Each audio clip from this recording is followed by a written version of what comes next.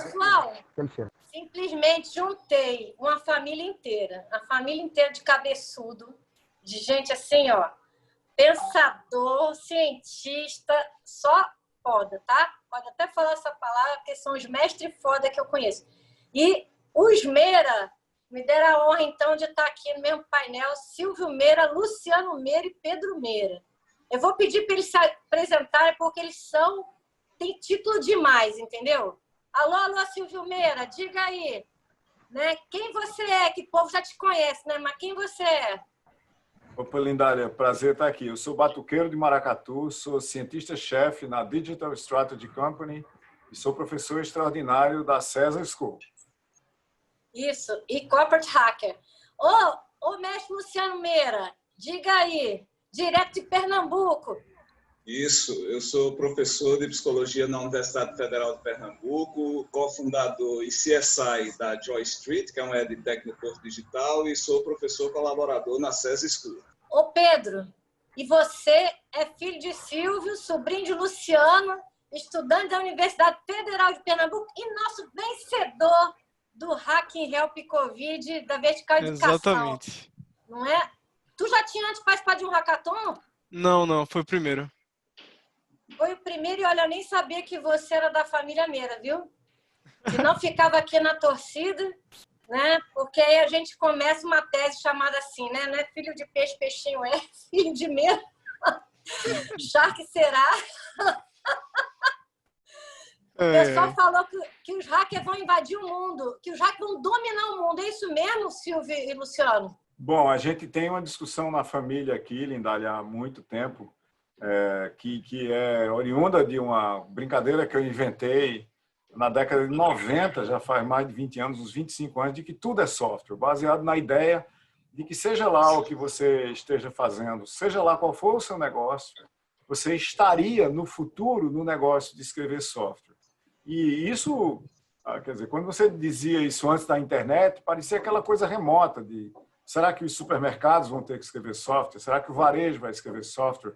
Será que vai ter software nas salas de operação dos hospitais, nas naves espaciais? Será que elas vão ser mais intrinsecamente software do que qualquer outra coisa? E 25 anos depois dessa brincadeira ter começado, que era tudo é software, aprenda a programar, ou então seja programado por quem programa, o que a gente vê ao nosso redor é que absolutamente tudo que a gente faz, inclusive essa videoconferência aqui, depende intrinsecamente da existência de plataformas digitais que habilitam performances. No caso, as nossas aqui são performances físicas. Né? A gente não é bits ainda, né? Não somos ainda abstrações como um todo, mas estamos nos abstraindo aqui por causa de plataformas digitais que estão nas salas de cirurgia, nos consultórios médicos, nos governos, nos automóveis, nas naves espaciais, nos navios, barcos e tudo mais o que você quiser. Tudo é software mesmo.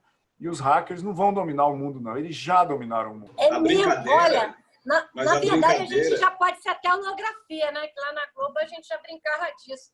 Mas é como você falou, né? A gente, uma vez eu vi você falando, a gente tem que aprender português, inglês ou chinês e javanês, né? Então vai ter um programês aí que todo mundo vai ter que aprender. É isso mesmo, o mestre Meira, o Luciano? Como é que mudou? A educação mudou, já que tudo virou, tudo é software e tudo agora é possivelmente digital. Mas e a educação mudou? Mas primeiro, a brincadeira com o Silvio é que eu contestei nessa frase de que tudo era software, contestei uma vez e disse, não, Silvio, toda atividade humana é processada, controlada, comunicada por software. Ao que ele respondeu mas essa tua frase não sai no jornal. A minha é muito mais compacta e impactante, e de fato. Mas ele concorda comigo que, na verdade, o software ele compõe a atividade humana porque nós somos seres corpóreos cuja presença em ambientes virtuais como esse dependem do software, mas não nos transforma nele. E a transformação digital na educação teve uma movimentação interessante nesses últimos tempos de pandemia, mas a gente está longe de resolver, de fato, os novos paradigmas que a gente desejava, viu, Lindália, para a educação. Porque, fundamentalmente, a gente não está ainda Olha, fundamentalmente, os sistemas de educação, em especial a educação acadêmica, eles são, do ponto de vista mais tradicional, grandes mecanismos de entregar conteúdo para fins de certificação, usando altos níveis de disciplina e baixa socialização. Isso é o que a escola é tradicionalmente. O problema é que a gente não está avançando para uma transformação digital, para novos modos de comportamento, se a gente só está fazendo a entrega de conteúdo via software. A gente está fazendo realizando os mesmos arranjos sociais de antes, com os mesmos fins, os mesmos propósitos, e redesenhando a mesma missão para um suposto novo normal, que é, na verdade, um velho normal dentro de uma caixa. Como fez parecer algumas fotos que surgiram agora em vários lugares do mundo, das crianças na sala de aula, sendo que em caixas de acrílico para evitar o contágio. E isso verdadeiramente não é a transformação que a gente deseja. A transformação que a gente deseja é o uso dessas plataformas para liberar o futuro, digamos assim, para libertar o futuro. E o futuro, ele é muito mais dinâmico, ele é um futuro de entrega de experiências significativas para as pessoas, experiências de hackear as coisas, como Pedro acaba de vencer, de hackathons contínuos que resolvem problemas complexos. Esse é o futuro da escola. Isso, obviamente, a gente pode fazer com software, mas, infelizmente, não tem acontecido com a frequência que a gente gostaria. Pois é, a nossa cabeça é um software, né? Mas nem sempre todos têm um software do bem, né? Tem gente que usa esse software não para boas coisas. Eu tenho 5,5 anos de idade, assim, não mudou nada desde a minha época que eu estudei em escola pública. E a gente fala tanto, que agora a gente tem que ouvir o Pedro. Ô, Pedro, você percebeu alguma mudança agora? Porque assim, várias instituições de ensino e hackers me procuraram dizendo assim, isso que o Luciano Meira falou, caraca, o pessoal botou o conteúdo numa plataforma EAD, mas não mudou, né, a maneira de interagir, o comportamento, estamos todo mundo num tédio aqui, como é que a gente faz? Quer dizer, o professor não tem conteúdo adequado, não sabe usar a ferramenta, e o aluno também não é por aí que vai se engajar, né? Eu consigo ver faz um bom tempo exatamente isso que o Luciano falou, que é que ao invés da gente usar o livro físico, a gente está usando um livro, mas em um tablet. A gente não está fazendo nenhuma mudança concreta no método de ensino que ajuda a gente a aprender melhor, aprender mais rápido. E com isso, muitos poucos professores que eu tenho, eu acho que só um hoje em dia, ou 2 no máximo, realmente usam a tecnologia para fazer com que o ensino deles seja impactado, tipo, tem um impacto diferente na vida das pessoas. Ao invés das pessoas usarem a tecnologia só para ler ou para fazer o exercício que ela podia fazer em papel, a tecnologia ela é uma ferramenta necessária para fazer, por exemplo, os trabalhos de algoritmos que eu tenho. Porque o professor pega e ele faz de um jeito específico que ele precisa da tecnologia para ele conseguir os exercícios específicos, para ele conseguir corrigir rápido, para ele corrigir melhor, para simular melhor o que é a realidade. Reais complexas, né, para uma equipe resolver. Exatamente. Então, eu vejo isso acontecendo, mas na escola eu não vi acontecendo, nem um pouco. E, em geral, em matérias que são mais teóricas, você poderia considerar elas mais teóricas, como, por exemplo, cálculo, eu não vejo isso acontecendo nem no futuro médio, a longo prazo. Não, mas a gente vai pensar isso, porque Silvio Meira, que sempre enxergou o futuro em 50 anos a mais, entendeu? Ele já quase foi decapitado lá na Rede Globo por causa disso. Você vê futuro? Em quê? Nas mudanças na educação? Nas mudanças da educação e no comportamento humano, né? Do uso melhor dessas tecnologias para a gente simular coisas que, de fato... Quando a gente olha para comportamento e comportamento estruturado, o comportamento estruturado é uma cultura que é replicada por uma matriz. Né? Literalmente, a gente está preso numa matriz de currículos, de escola, de métodos, de processo, de mecanismos que continuam levando a gente para o mesmo lugar. Então, não é a existência da tecnologia A, B ou C que vai mudar como é que as pessoas vão fazer. Voltando do ponto onde eu estava, o problema é como é que a gente muda o comportamento e as demandas das pessoas para que a gente faça um uso diferente dos habilitadores tecnológicos, das tecnologias, das plataformas.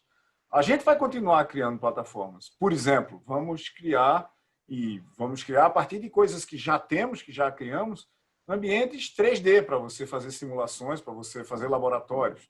Você tem, por exemplo, ambientes de simulação de equações químicas que, por sua vez, são representantes formais de reações químicas que permite que você faça química completamente virtual. Você tem física computacional, você tem tudo isso. Você tem ambientes de ensino de matemática que são extremamente sofisticados do ponto de vista computacional. O problema é que a gente não usa. E a gente não usa como? Os professores que foram formados, que fizeram o seu último grau de educação formal há 30 anos, eles não foram educados nessas plataformas. Então, leva um tempo até que um subconjunto dos professores que não foi educado nas plataformas, que perceba novas plataformas, que eduque seus alunos e os novos professores nessas plataformas, para a gente ter uma mudança que a gente podia chamar de sistêmica. Quando a gente olha para esse contexto no tempo, nós estamos falando de décadas para mudanças realmente impactantes, estruturais e sistêmicas acontecerem. Ou talvez a gente vai ter que inverter, né? Os alunos é que vão virar professores, né? Os alunos é que vão inverter essa ordem, aluno ensinando aluno, enfim. Meira, você fala isso no dia a dia na tua casa, quer dizer, Pedro se inspirou em você para seguir aí essa área de tecnologia? Não, isso é bom ele mesmo falar. Aí, Pedro, ele jogou a bola para ti. E agora?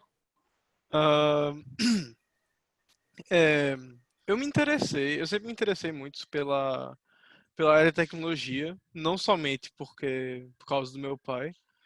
Eu só acho uma área muito interessante por causa da quantidade de impacto que ela consegue ter em tudo. Eu trabalhando com tecnologia, eu posso ajudar a construir coisas, restaurantes. Eu posso trabalhar só com código mesmo, trabalhar fazendo Windows, por exemplo. Então, muita possibilidade.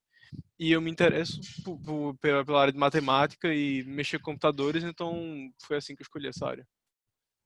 Beleza, então o tio e o pai foram inspiradores também, porque dentro de casa, né, você cria um ambiente, né, eu acho que tem muito disso, né, o cara que já é empreendedor raiz, não é Nutella, ele acaba inspirando os filhos a seguir, que não importa o que você fala, né, mas importa o que você mostra, né, a sua atitude.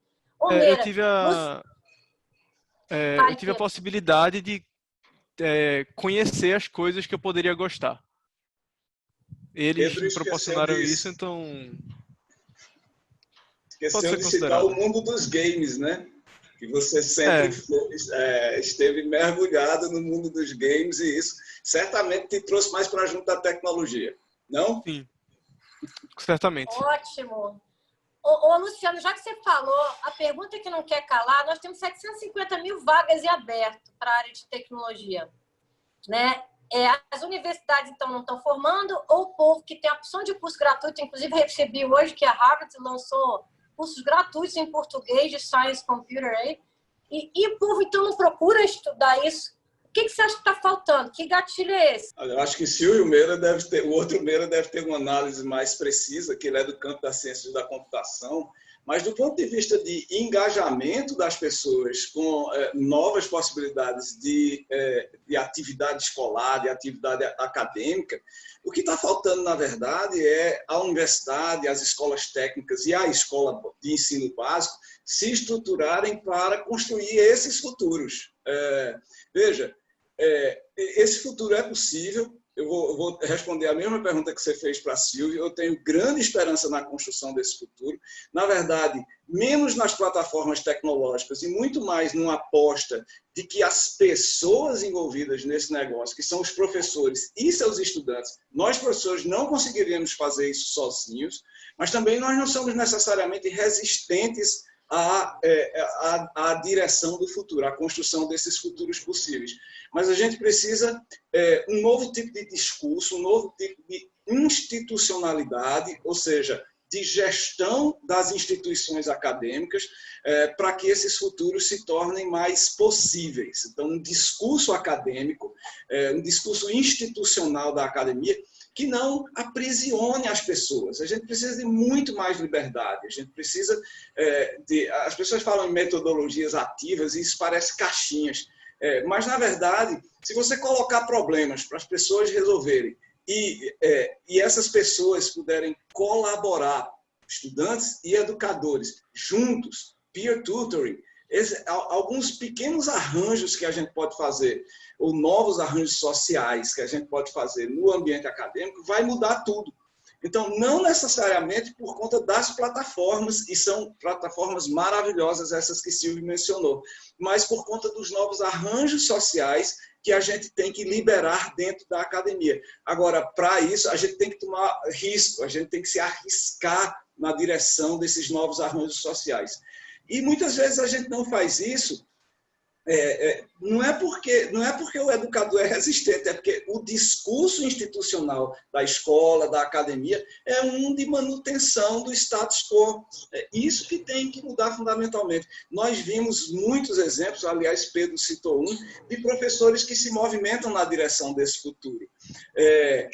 E inovação é a formação de redes, de ecossistemas. Então, eu até convido os professores, como esse que Pedro citou, que se movem mais rapidamente na direção desses futuros, a formar pequenos grupos de outros professores que vão compartilhando e trocando suas novas práticas didáticas, porque esses pequenos grupos, de forma hiperlocal, no chão da escola, é o que vai revolucionar tudo. Redes em redes, né? Eu lembro que a primeira vez que eu fui assistir um TED aqui no Rio, o primeiro TED, veio o professor da Escola da Ponte, lá de Portugal. E meu Patrício falava assim, porque no Brasil o pessoal falou que tem muito analfabeto funcional, o pessoal não consegue aprender.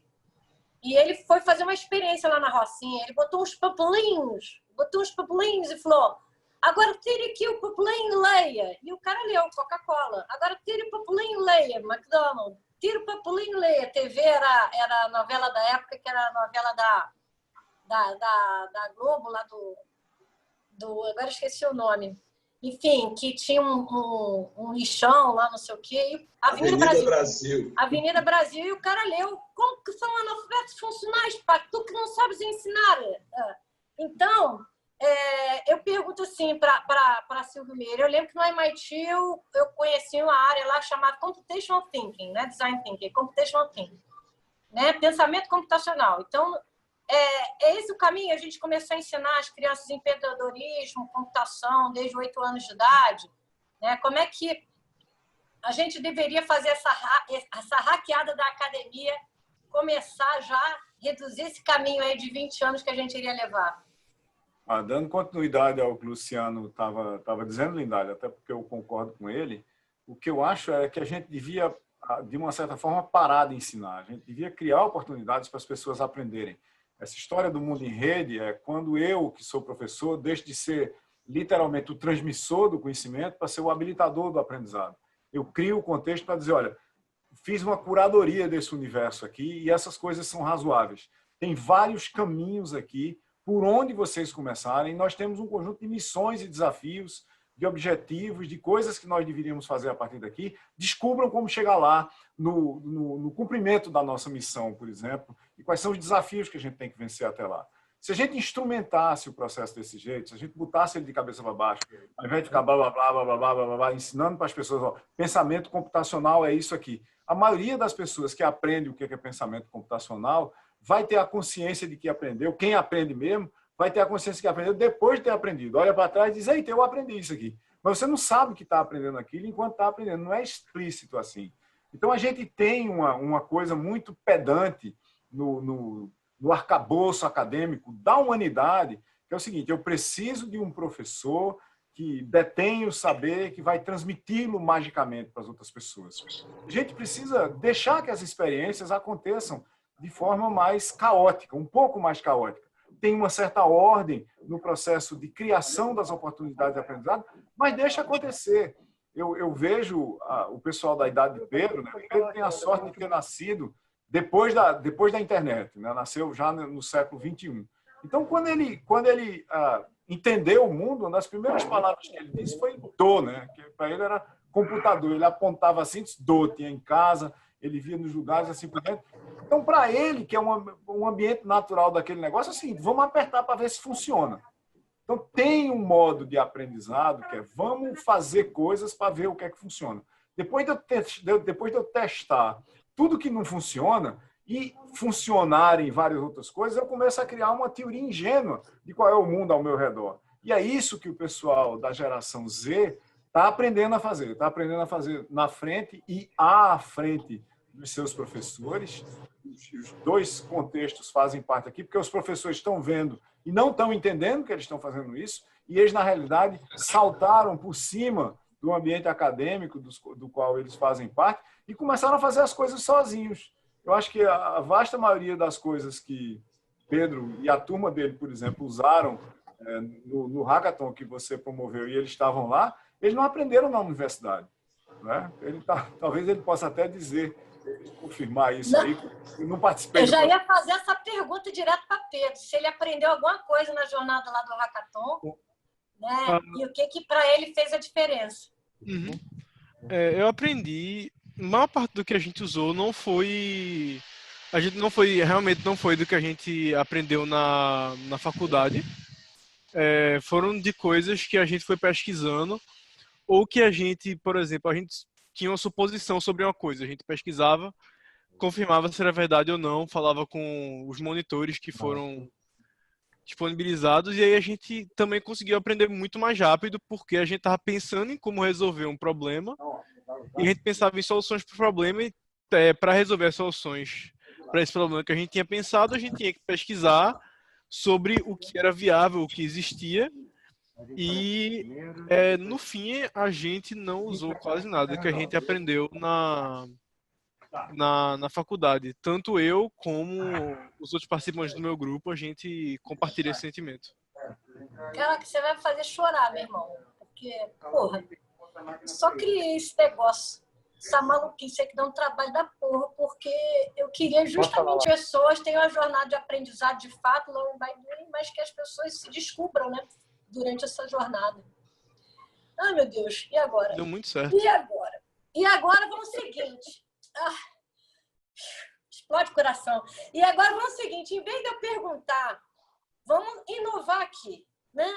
Agora, cada um de vocês vai fazer uma pergunta para cada um, coisa que vocês tenham curiosidade, porque já se conhecem, mas de repente tem alguma pergunta que vocês nunca se fizeram e que agora nós vamos botar à prova, assim, ao vivo e a cores. Quer começar? Difícil a pergunta que a gente não se fez, porque a gente conversa muito e nós somos muito próximos na nossa conversa sobre games, sobre tecnologia, sobre educação. Eu tenho projetos comuns, mas, assim, para fazer um giro e eu não perguntar nada para Pedro, talvez, eu vou perguntar para Luciano. Na verdade, eu vou induzir Luciano a falar sobre o que a gente pode mudar dentro do contexto de dificuldades que a gente acha que o Brasil tem. Normalmente as pessoas chegam e dizem, olha, não dá para mudar nada, o Brasil é o que é e a gente vai mudar num prazo muito longo, mas o que dá para fazer? Eu chamo, inclusive, Vice Silvio, obrigado, essa pergunta é massa, porque independe do desenvolvimento de plataformas extraordinárias e que envolvem muitos desenvolvedores e coisas dessa natureza, porque o que dá para mudar a partir de segunda-feira, porque precisa um certo planejamento, mas independe, como eu disse, de uma quantidade de recursos absurda, até porque nós vivemos num país extremamente desigual, com muito mais da metade dos estudantes do ensino médio sem nenhum acesso à internet, e muitos outros com acesso precário à internet, por exemplo. Mas eu chamo isso de encapsular a inovação. Encapsular a inovação é você trazer para os ambientes de aprendizagem um posicionamento diferente desse que você falou, inclusive, Silvio. Reposicionar os agentes da educação de maneira que eu não tenho que sentar a educação sobre as mesmas metáforas que elas estavam sentadas há 200 anos, que é a metáfora de transmitir conhecimento. E é uma metáfora, porque o que você transmite é energia, mas você não transmite conhecimento. Conhecimento não é uma substância transmissível. E metáforas como reter a aprendizagem, né? Você retém líquidos no corpo, não retém a aprendizagem. A psicologia cognitiva já desarranjou essas metáforas completamente nos últimos 30 ou 50 anos. Então, o que é possível fazer? Então, por exemplo, é desmontar e remontar esses posicionamentos dos agentes, fazendo coisas simples, como resolver problemas, entender simples e às vezes muito tristes, como entender um gráfico de crescimento geométrico, como nós temos hoje nos casos de fatalidades com o Covid-19.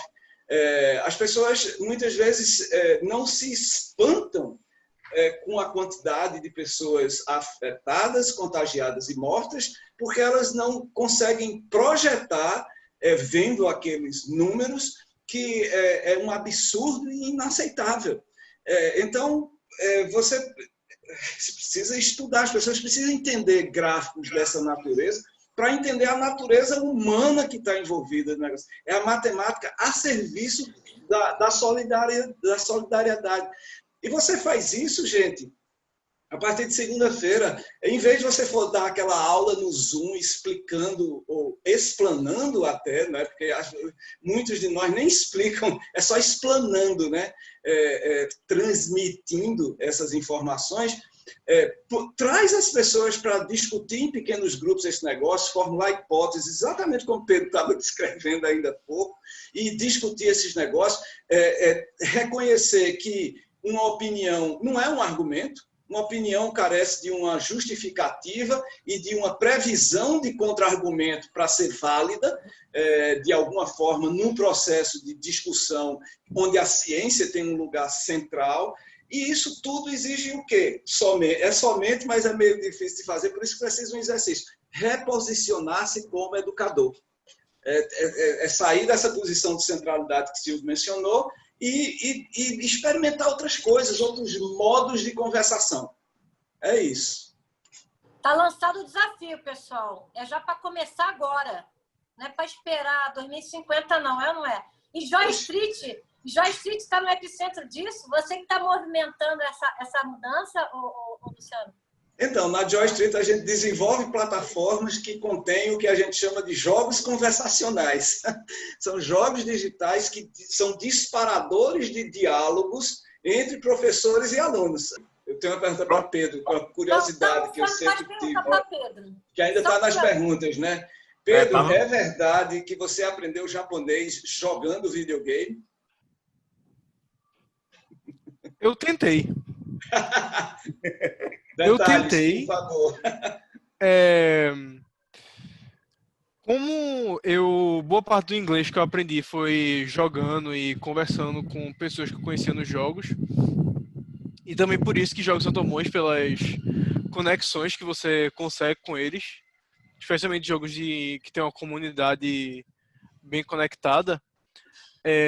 Eu tentei por um tempo, porque como eu sabia como eram os comandos dos jogos, eu tentei jogar em japonês, mas tinha coisa que eu não entendia e não funcionou. Jogar em japonês é complicado demais para mim, infelizmente. Mas não dá para botar no Google Translate? Eu não consigo copiar o que está escrito. É verdade. Seria perfeito. Cara, mas meu filho tentou a mesma coisa. Quantos anos você tem, Pedro? Eu tenho 18. 18. Eu tenho um filho de 30, um de 28 e um de 18. Foi exatamente esse de 18 que ficou no game o tempo todo e foi aprender japonês e outras coisas. Agora você vai ter que fazer uma pergunta para um dos dois. Tira Agora aí eu tenho no que fazer sorteio. uma pergunta.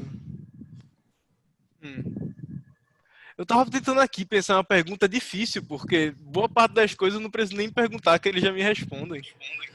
Eu não tenho muita dúvida então, pergunta quando foi a primeira vez que ele fez sexo. Fala primeiro. Ou quando foi a primeira vez que ele bebeu na vida. Pergunta isso. Pode perguntar. Na verdade, eu queria... Com que idade Silvio Meira bebeu a primeira vez na vida? eu vou fazer uma pergunta diferente. Eu quero saber, Hoje, ao menos hoje, qual é a principal inspiração de vocês para tentar fazer a mudança na educação? Pedro, eu posso começar a resposta e Luciano termina. Eu nunca perco a esperança. Essa história você conhece aqui em casa. Eu comecei a ensinar em 1972.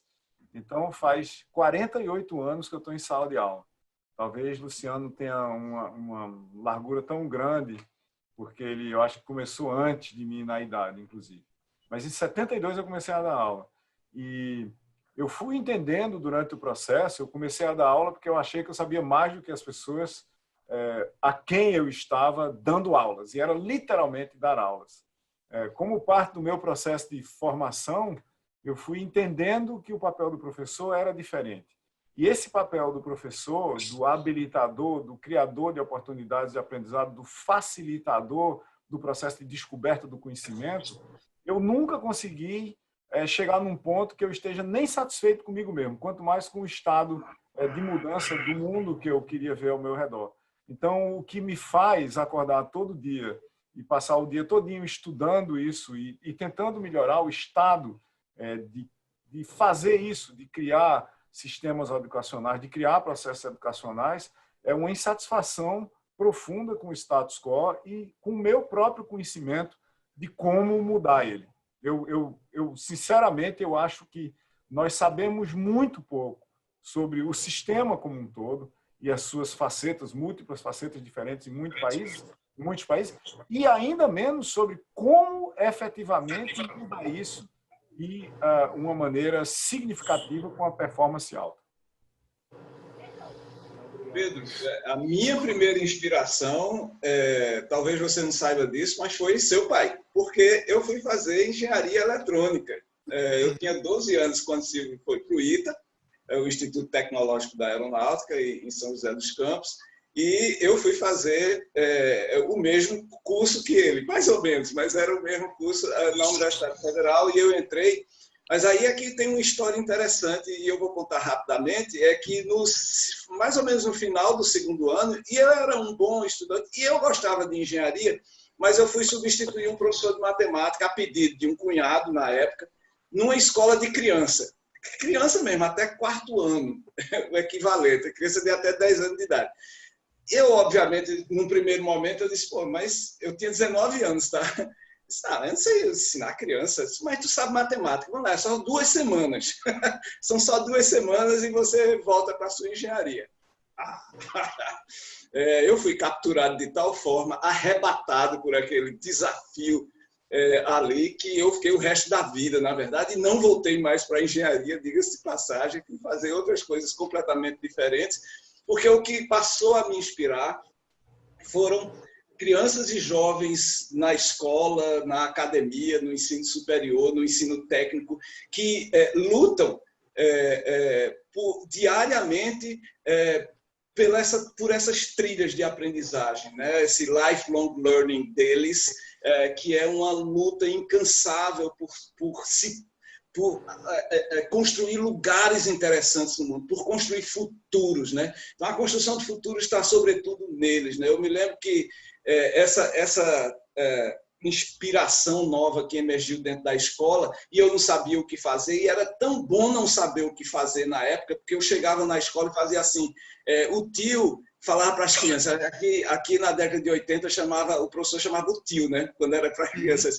O tio hoje não pode escrever no quadro. Aí eu disse, como assim não pode escrever? Não, eu não posso escrever hoje no quadro, só quem pode escrever são vocês. Eu tinha umas doideiras assim. E era uma experimentação que obviamente, controlada, num ambiente controlado, mas que fazia com que as crianças se animassem. Eita, só a gente pode escrever. Então, só eles podiam escrever, eu só podia falar, mas eles podiam escrever. Então, os problemas de matemática tinham que ser resolvidos por ele. E esse era um desafio extraordinário para aquelas crianças de 8 anos de idade. E com isso a escola passou a me animar, a escola e seus propósitos e os sonhos que os jovens constroem. Eu, um dia desses, fui convidado para fazer um debate no Grêmio Estudantil da Escola Cícero Dias, que é uma escola super especial, escola pública aqui de Recife, E que foi, assim, juntando com essa aqui, uma das melhores lives que eu fiz, porque era com o Grêmio, e eu acho que a associação entre jovens para o redesenho da própria escola e dos seus projetos de vida são absolutamente fundamentais e uma inspiração para todos nós. Caramba, gente, tô sem fôlego aqui. Você sabe que maluco tem imã, né? Por isso que a gente se encontrou na vida. Porque, assim, meus pais, pobres de marredense imigrante português, eu queria aprender piano. Não tinha piano. Aí tinha um piano imaginário. Comecei a tocar com 5 anos esse piano imaginário, só vinha ter piano com 12 anos. E queria falar para minha mãe, eu quero ser professora e astronauta. E, assim, para mim, eram as duas coisas mais fantásticas. Então, com 15 anos, eu já era professora de música, me formei. Então, com 12 tinha piano. Fui eleita a melhor intérprete, Lourenço Fernandes. Você vê, com piano imaginário de 5 aos 12. E com 15 eu já era professora de música. E eu lembro que eu fui dar aula com uma família japonesa para criancinha de 3 anos de idade. 3 anos de idade. Porque eles lá não param, né? Mas era aqui no Rio de Janeiro. E aí eu fazia... Né, fui aprender a ser professora quando eu virei professora mesmo, e não na academia Lourenço Fernandes. Resultado, um dia a menina não quis tocar, e ela sempre tocava alguma coisa, não quis tocar, porque eu brincava com ela. A mulher saiu de lá com o tamanco na mão, deu as tamancadas nela. Em 50 segundos a mulher começou a tocar de tudo, entendeu? E aí eu falei, meu Deus do céu, tem que mudar o pai, a mãe, o professor, a instituição de ensino, tudo. Então, como diz Cora Coralina, feliz daquele que aprende o que ensina. Então, eu aprendo o tempo todo com esses beira todo aí. Com o Pedro, com o Silvio e com o Luciano. Porque são pessoas que genuinamente, né, com missão de vida, propósito de vida, ajudam a gente a despertar. Eu vou chorar de novo. Mas, enfim. Agora a gente já tem que encerrar. É uma pena, tem que encerrar. Porque tem tanto assunto que a gente podia falar. Mas eu acho que o foco foi trazer um pouco assim desse espírito de família, né? De como o primeiro ambiente de educação é dentro de casa mesmo, né? De você permitir essa experimentação e erro, você dar um apoio, você buscar várias correntes, né? Então, Pedro foi sozinho buscar aí o hackathon, né? E outras coisas que o game, etc. E a gente se interconectar e um ajudar o outro aprender o que é a vida de verdade. Então, não fico emocionada de novo. Eita, mas que doideira.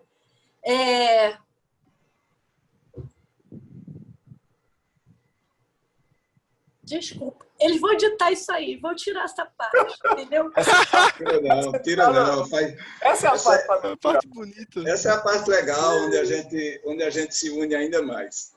Exatamente. Doido é um bicho emotivo. Então a gente, por isso que ele toca maracatu, né? Maracatu, não? Isso mesmo.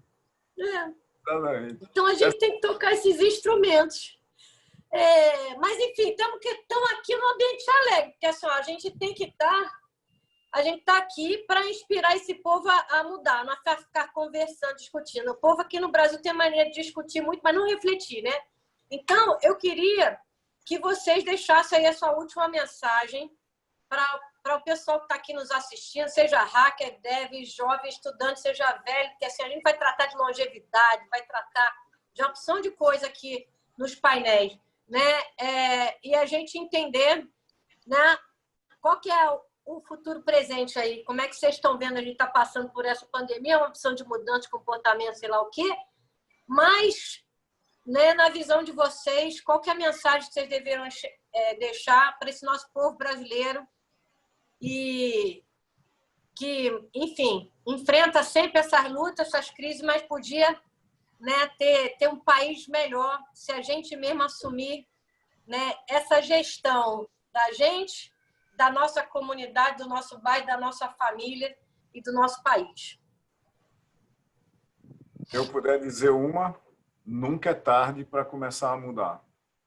A única esperança que a gente tem de que as coisas mudem é cada um fazer a sua parte na mudança. Não adianta esperar que vá vir só dos outros. Todos têm que mudar e nunca é tarde para começar a mudar. A gente não pode desistir do Brasil. Total. Só para completar isso aí, que Silvio, eu acho que já resumiu brilhantemente, vamos trazer mais solidariedade para nossas vidas aqui.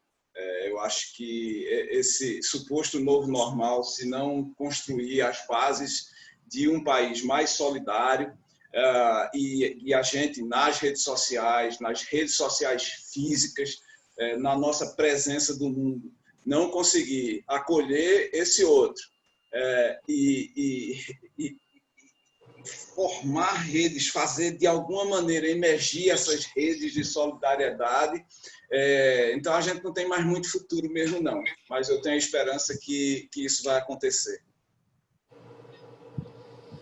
Por último, eu acho que sobrou eu, né? Dom Pedro. Eu tenho muita esperança no Brasil. Apesar de tudo que aconteceu nesse país, eu tenho muita esperança no Brasil. O Brasil tem muita gente boa que quer mudar, e eu acredito que a gente vai conseguir um dia, com esforço, mudar esse país para melhor. Ô Pedro, você já tem que começar a se candidatar, entendeu? A ser embaixador hacker, tá certo? Aí de Pernambuco, tu aceita esse desafio? Aí é complicado para mim. Aí é complicado para mim. Ai, meu Deus do céu. Mas, ó, de qualquer maneira, você continuou o desenvolvimento do projeto que você criou lá naquelas 42 horas? Sim, sim. A gente tá continuando o meu grupo. Estamos indo. A gente participou da segunda parte do evento até. E estamos indo. Estamos tentando fazer ele virar realidade. Caraca, que boa notícia! Exatamente, gente. E a gente vai ter os hackathons em outubro, de 9 a 11. Espero você se inscrevendo de novo. Vão ser 20 plus setoriais. Só gente, entendeu? De raça. Uhum. Minha família Meira, meus amigos queridos, obrigada. Né? O pessoal vai fazer as perguntinhas aí para vocês ao vivo. Mas estamos aí com os desafios lançados, hein, pessoal? Luciano desafiou aí para a gente criar mais novas redes, novas comunidades, novos comportamentos já. Meira desafiou a gente a protagonizar aí nosso país, né? Que os hackers vão dominar o mundo, né, Meira? Já dominaram, né? Tem hacker que é o cracker que invade lá, igual o menino de 17 anos que invadiu o Twitter, que invadiu não sei o quê, só para brincar um pouco. Mas a gente está falando dos hackers do bem, né? Dos hackathons.